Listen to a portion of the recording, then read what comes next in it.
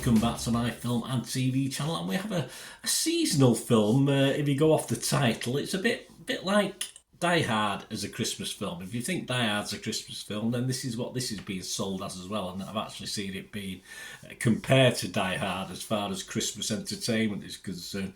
So we're going to have a look at an action revenge thriller film, which is simply called Silent Night. There you go, there's the old link with Christmas. We're going to have a look at that today. Please, if you're new to the channel, push that subscribe button, push the bell notifications, everything film and TV, reviews like this, lots of different things.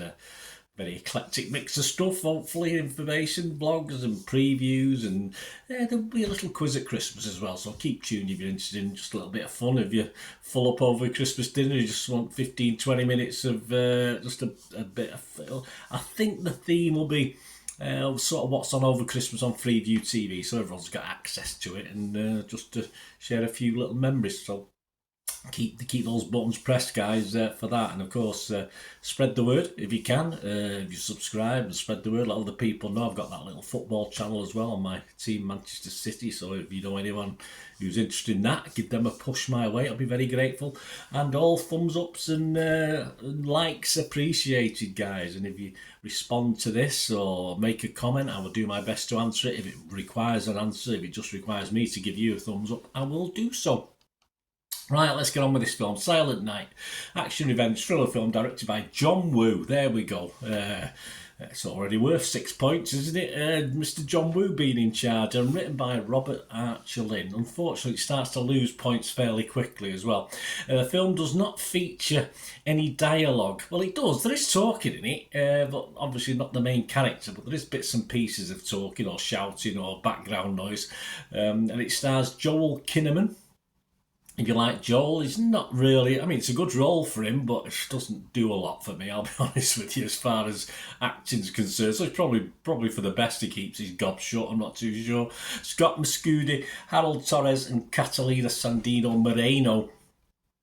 And this is Woo's first American film since Paycheck. Flipping heck, I had my video shop then, back in 2003. In fact, I think I've still got the posters for it somewhere. I've not looked, but I think I've still got one or two. I used to have the posters. I don't think I've sold them all.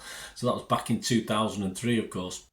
And I relinquished my shop around 2008. So yeah, still a little bit. I think that was one of those first films that I bought on video and DVD, because we had to... choose what to buy and when to buy and know the balance between the two, which got us there in the end, but too little too late. We were sort of gone out of business years after. Well, everyone did, not just me. Silent Night was released on December the 1st, 2023, and these scores and comments I'm going to give you today are as at December the 3rd, 2023. And it's about Brian Godlock. There, that's a good name. He's an electrician who leads a happy family life with his wife Saya, although you wouldn't think of it. You do get flashbacks, so you know it was happy, but the way he's acting in this film, not particularly. Wife Saya and their young son in California. But things take a drastic turn as Brian and his son get caught in a crossfire between two gangs on Christmas Eve. Brian loses his voice, well, he's shot through the throat, so that's going to happen, and left to die, and learns that his son died in the crossfire.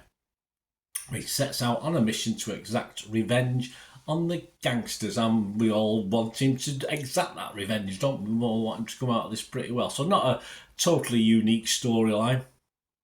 These scores, as I said, are at 12 noon on the 3rd of December. Rotten Tomatoes, 59% positivity, so just below that 60% I like to see. 74 critics, it scored 5.7 out of 10. 44 fresh, 31 rotten. The website's consensus: Silent Night reaffirms that an action movie doesn't need much dialogue if the set pieces are solid enough, and even second-tier John Woo, who can be worth the price of would be worth the price of admission.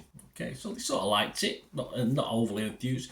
Metacritic, they only give this 53 out of 100. That was based on 24 critics. 8 were positive, 11 were mixed, and 5 were negative. Internet Movie Database, Joe Public, you and me, 902 as I'm doing this, so it'll be a few more now. 6.1 out of 10. So there, they broke the old watchable score of 6 out of 10, which is always good to see. It's hard for me. I like to invest in characters, I really do. And this poor sod, I mean, he's lost his lad. Of course he has, but I found it really hard to warm to his character. I mean, obviously this is an avenging angel who's obviously has reason to be an avenging angel, but I just found it a little bit hard to like him. He sort of, as the film progressed, obviously we all want him to get revenge on the guys who killed his little lad, but it was just very hard. It was just very hard because of his how he was, I can fully understand. But obviously, the just where he was with his wife, etc., etc. It just put me off a little bit. I don't know. That's just might be a personal thing. I don't know. I'm not sure if the lack of speech aids or hinders. As he can't speak, everyone else can, and even obviously deliberately at times his wife, there's no verbal or from his wife to him, etc., etc. Just glances and looks and disappointment and whatever. But that's just the style of film we get, which I suppose it's just the way of doing it. Does it help? I don't particularly think so. I don't think it helps the story, helps the plot. But this is overall John Woo, so it's all about action, isn't it? And so when it does eventually wind up into an action thriller, it's fine. I mean, any talking would be secondary anyway, whether it was a subtitle film or whatever it was. And as far as the sets, the scenes, the fight scenes, the killing scenes, they're all, as you'd expect from Mr. Wu, all done competently and very good. I mean, as a straight-to-streaming offering, it's up there as one of the best action thrillers I've seen for a long time. As a cinema release, probably not. It's just obviously depending which genre or which way you're looking at this film. That's a negative. That's generally the negative. But the longer this goes on, it does win me over. Simple as that. The action side of it does win me over, even though I had a lot of doubts early on. And it takes a little bit to get going. A little bit of course, preparing himself. This poor guy obviously is in hospital when the film starts, so he has to recover from that. Learn to walk again, etc., etc.